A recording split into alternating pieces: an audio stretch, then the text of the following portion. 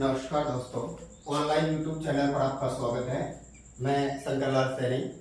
आज हम लोग राजस्थान की संभागीय व्यवस्था के बारे में चर्चा करेंगे।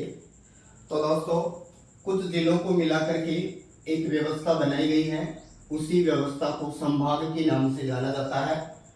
और ये जो संभागीय व्यवस्था जो है, इस संभागीय व्यवस्था की राजस्थान में शुरुआत कब हुई? तो 30 मार्च 1949 को संभागीय व्यवस्था की शुरुआत की गई।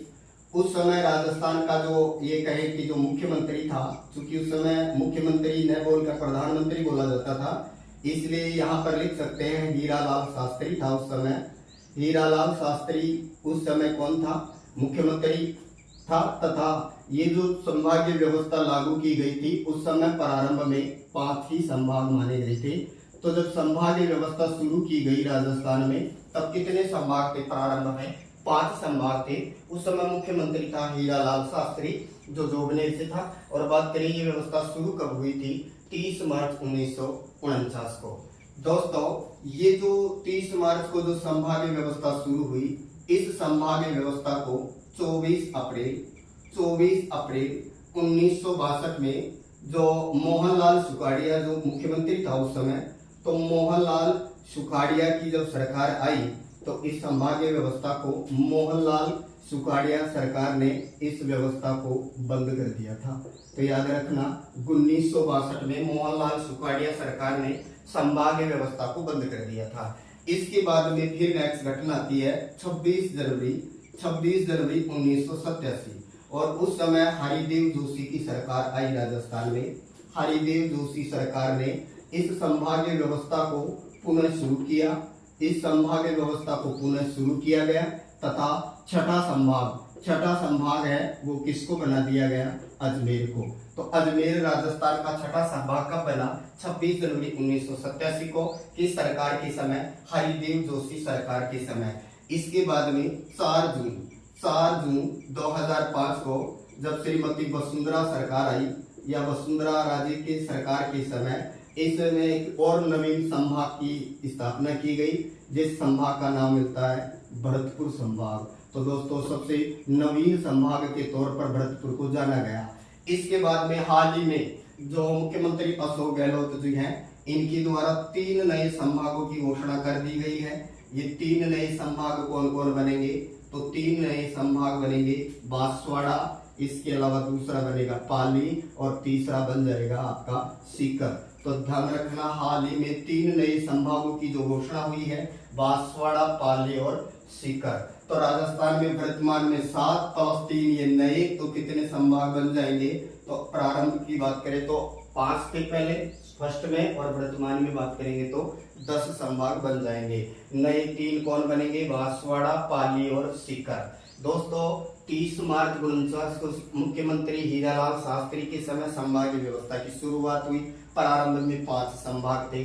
छठा संभाग बना था अजमेर, ये बना था 26 जनवरी 1987 को। और संभागीय व्यवस्था को दोबारा से भी शुरू किया गया था इसी समय हरिदेव जोशी सरकार के समय, क्योंकि इससे पूर्व 24 अप्रैल 1962 को मोहनलाल सुखाड़िया सरकार ने इस व्यवस्था पर रोक लगा दी थी। फिर वसुंधरा सरकार ने 7वां नवीन संभाग भरतपुर बनाया, जो 4 जून 2005 को बनाया गया। अब ये कहें कि अशोक गहलोत जी द्वारा 3 नए संभागों की घोषणा हुई, बांसवाड़ा, पाली और सीकर। तो दोस्तों, वर्तमान में जो 7 संभाग हैं, इनको हम कैसे याद रखें? तो आप इनको अच्छे से याद रख सकते हैं। तो आप इनको एक शॉर्ट ट्रिक के माध्यम से याद रख सकते हैं।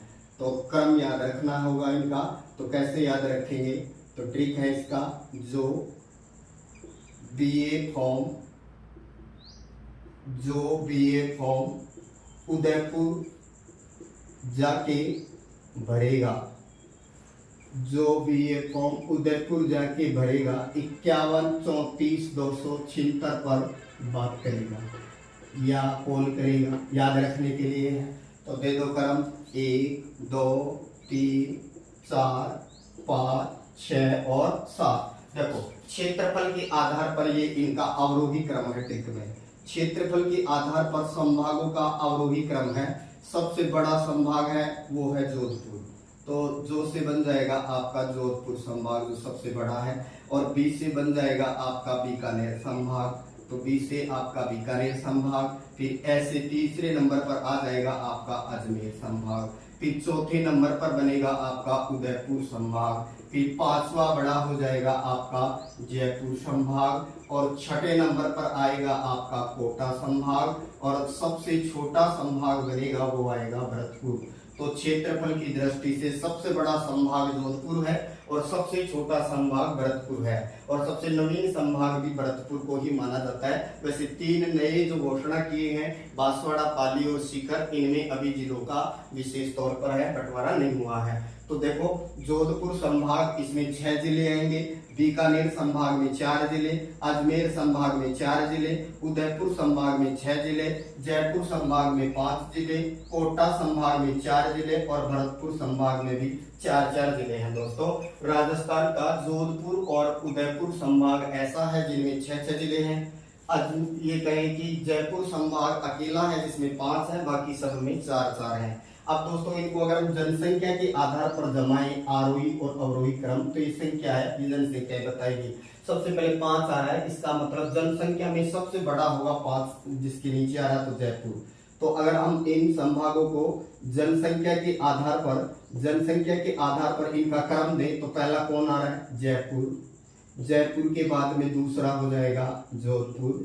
जोधपुर के बाद में तीसरे नंबर पर है आपका अजमेर संभाग। अजमेर के बाद में फिर आपका आएगा उदयपुर संभाग। उदयपुर के बाद में फिर आएगा आपका बीकानेर संभाग, और बीकानेर संभाग के बाद में फिर अगला आपका जो आ रहा है वो है कोटा संभाग। और कोटा संभाग के बाद में यानी अगली संख्या 4 के बाद में 2, यानी उदयपुर के बाद में बीकानेर के बाद में कोटा के बाद में यानी 6 नंबर वाला कोटा, और फिर 6 नंबर वाला लास्ट में आएगा। पहले 7 नंबर वाला है, तो 7 नंबर किसके है? भरतपुर के, तो भरतपुर आ जाएगा और फिर आ जाएगा कोटा।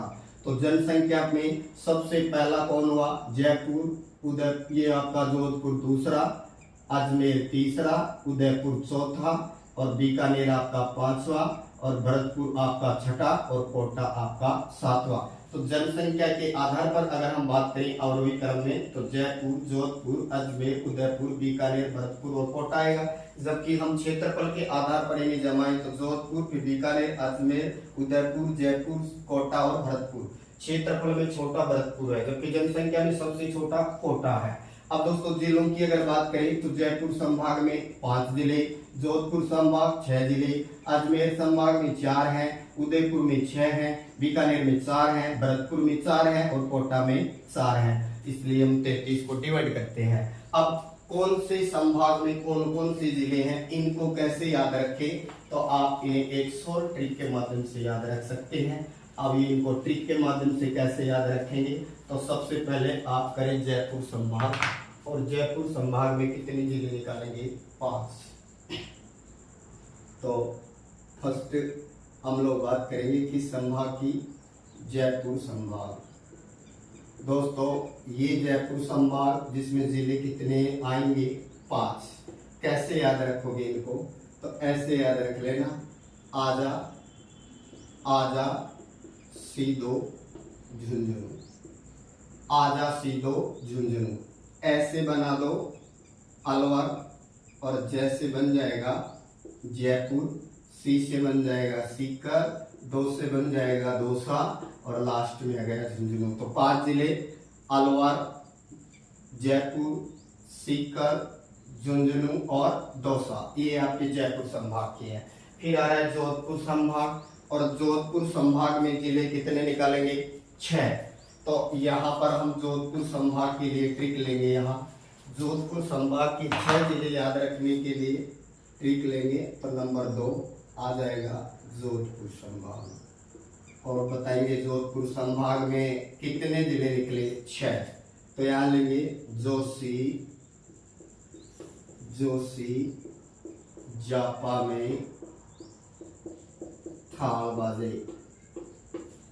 तो सबसे पहले जोधपुर, फिर आ जाएगा सिरोही, फिर जा से बना दो झालोर, और पा से बन जाएगा पाली, और बाद से बन जाएगा बाड़मेर और जय को मिला करके जैसलमेर। तो आपके जोधपुर संभाग में 6 जिले हैं, जोधपुर, सिरोही, झालोर, पाली, बाड़मेर और जैसलमेर।